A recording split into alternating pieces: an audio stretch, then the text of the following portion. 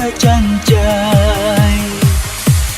Và anh hứa sẽ đi tìm anh sao và cả trái tim. Anh xin trao về em.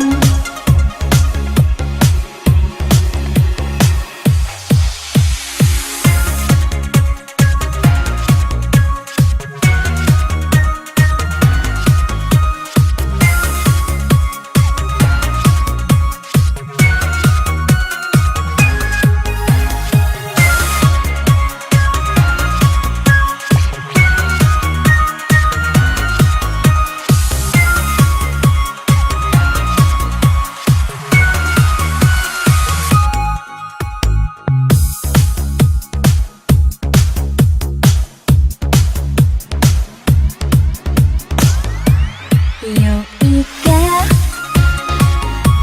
美丽的小女孩，她的名字叫做小薇。她有双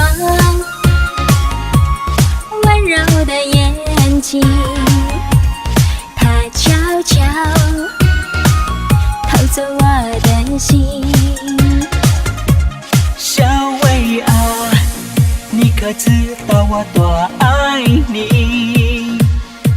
我要带你飞到天上去，看那星星多美丽，在下一刻亲手送给你。Tiểu Vi ơi, trong lòng anh yêu nàng đắm say. Mình cùng nắm tay bay về phía chân trời. Và anh hứa sẽ đi tìm anh sao và cả trái tim. Anh xin trao về em.